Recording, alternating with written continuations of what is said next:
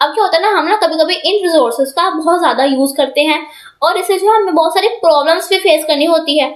अब वो प्रॉब्लम्स है कौन सी और उनका सोल्यूशन क्या है, work till the end to find the answer. So hi everyone, welcome to Score Base series, जहां पर हम हर टॉपिक को कवर करेंगे in easy and simple language. अब रिसोर्सेज का ओवर यूज करने का मतलब ये है कि जब हम रिसोर्सेज का लिमिट से भी ज्यादा यूज करें। अब जो हमारे रिसोर्सेज हैं वो है तो लिमिटेड ही, पर हम क्या करते हैं, हम जो है रिसोर्सेज का उनके लिमिट से ज्यादा यूज करते हैं। इसी को हम बोलते हैं ओवर यूज करना है। अब ओवर यूज करने से क्या होता है, ओवर यूज करने से 3 प्रॉब्लम्स जो अराइज होती है।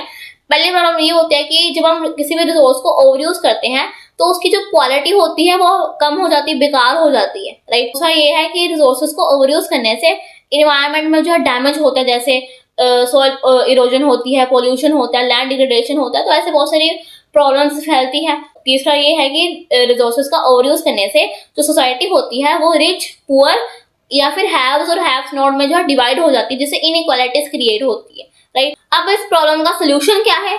सोल्यूशन है रिसोर्स प्लानिंग। रिसोर्स प्लानिंग क्या होता है? रिसोर्स प्लानिंग होता है कि जब हम एक पूरा प्लान बनाए ताकि हम रिसोर्सेज का सही तरीके से यूज कर सकें, उनकी लिमिट में यूज कर सके, राइट।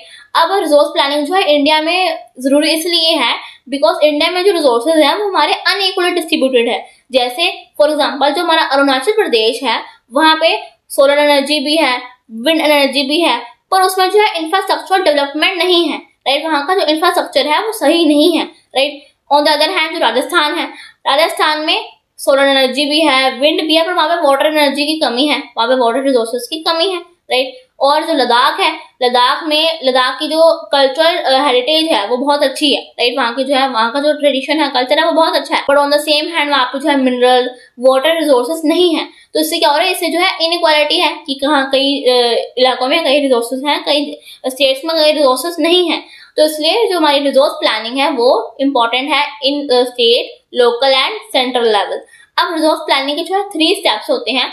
पहला स्टेप ये होता है कि रिसोर्सेज को जो है आइडेंटिफाई करो, उनको जो है उनकी जो है मेजरमेंट करो कि उनकी कितनी क्वालिटी है, उनकी कितनी क्वांटिटी है, ये सब कुछ, राइट। दूसरा ये होता है कि एक पूरा प्लान बनाओ by using technology and our skills and knowledge, right. और जो तीसरा ये है कि जो हमने प्लान बनाया है उसको जो है इम्प्लीमेंट करो on the local level, right. So this topic is important for exam point of view and आप जो हो इस टॉपिक में से डायरेक्ट क्वेश्चन देख सकते हो, right. So this is part 2 of resource chapter. Follow Scora for more further videos.